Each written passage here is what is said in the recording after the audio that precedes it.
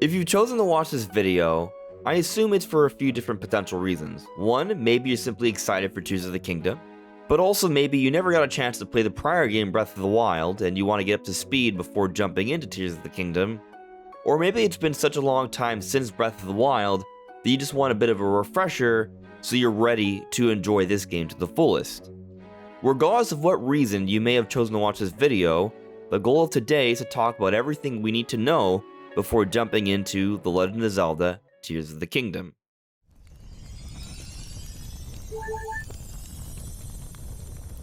Hey, listen! Welcome everyone, this is Andre's Restart, and this time we are talking about everything we need to know before playing Tears of the Kingdom. But before we jump into things, let me point out that we are aiming to hit 25,000 subscribers by the time Tears of the Kingdom comes out on May 12th. So if you do enjoy my content, please subscribe and hit the notification bell, because then we might just make it. Tears of the Kingdom, like Breath of the Wild, looks to be another open-air game. This term, open-air, is something deemed by Nintendo, and from what we understand, it's basically an open-world game, but with an extra level of freedom. So open world basically means you can explore a massive world in any direction you choose, seamlessly without any loading. But the open air element seems to suggest that you can do more beyond just going forwards and backwards, left and right. There's a little bit of verticality as well. You can go up and down. And in Tears of the Kingdom, this is taken to an even greater level, with all the new sky islands and chasms that are in Hyrule. But like Breath of the Wild, it's likely you're going to be exploring the world at your own pace in your own way. It comes down to how you choose to structure your adventure. There may be some linear elements, some story elements that need to happen in a certain way, but for the most part, your adventure is how you make it.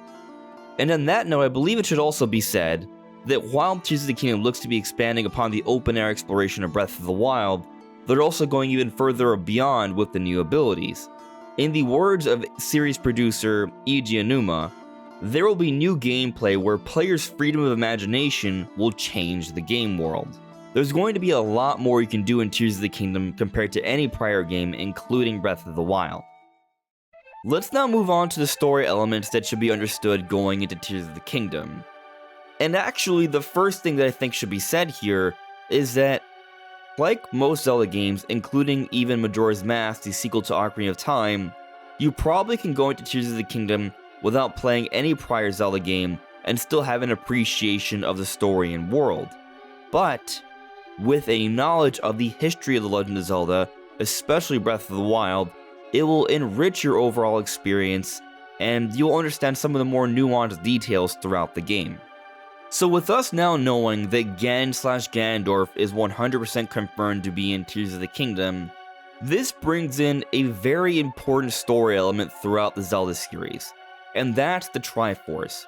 The Triforce is made by the three goddesses and is usually held in the Sacred Realm. There are three different pieces: the Triforce of Power, which has typically been held by Ganondorf, the Triforce of Wisdom, which is typically held by Zelda, and the Triforce of Courage that is held by Link.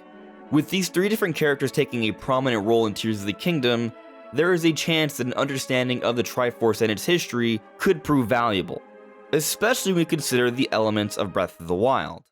So with the main plot of Breath of the Wild, there's actually three different timelines discussed. There is a legend that is brought up of the Calamity Ganon.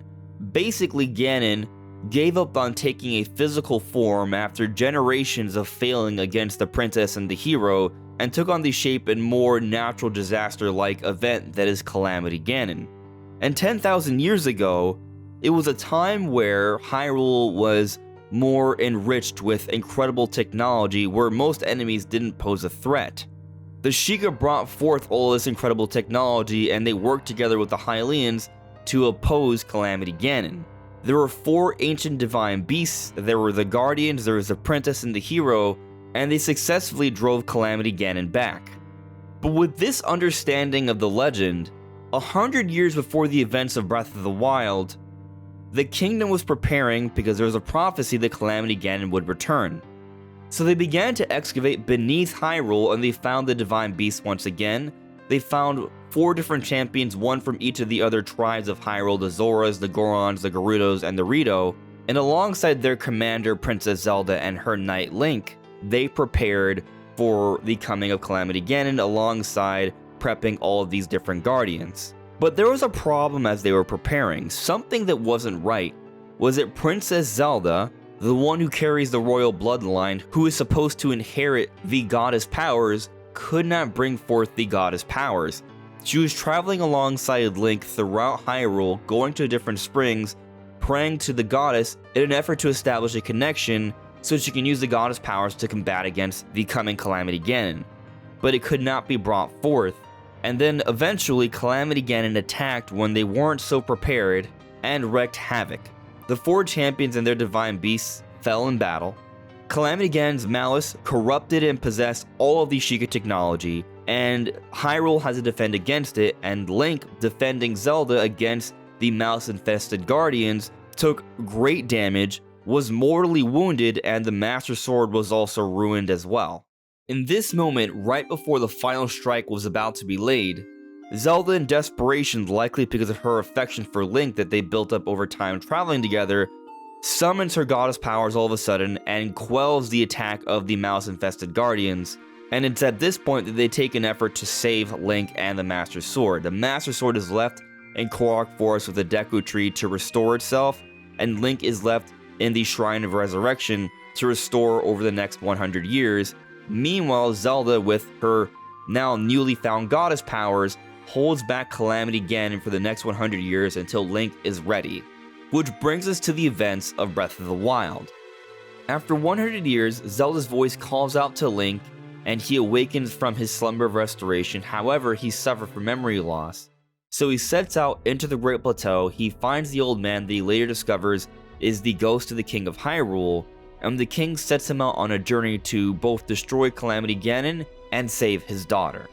Along the way, Link recalls his memories, recovers the now restored Master Sword, reclaims the four divine beasts that were lost to the mouse attack from Calamity Ganon, and starts to work with the ghosts of the prior champions, while also meeting their ancestors or siblings that seem to be ready to take on the mantle of the champions. And with a little help from Impa, the elder of the Sheikahs, and also Purah, a Sheikah scientist who works with Sheikah technology, Link and friends are able to combat Calamity Ganon and weaken him enough that Zelda comes out and finishes sealing him off. At this point, seemingly thanks to Zelda's goddess powers, she is still totally fine after 100 years, just like Link. The king and the four champions seemingly go off to rest in peace, and then Link and Zelda go on a journey to restore Hyrule to its former glory, or perhaps even beyond. And the final moments of the game, they mention a couple other little details. Zelda's powers have apparently dwindled, but she's okay with this, and she's come to peace with her situation, but they're also headed to Zora's domain to pay their respects to the King of the Zoras, since Mipha has passed away, the prior champion of the Zoras, and that also Varuta, the divine beast, isn't working right. And that's everything you need to know before playing Tears of the Kingdom. Is there anything that I missed, or is there anything else you want to talk about? Let me know in the comments below. This is Andres Restart. I am very excited to play Tears of the Kingdom, and I'll see you all really soon. Take care. Bye.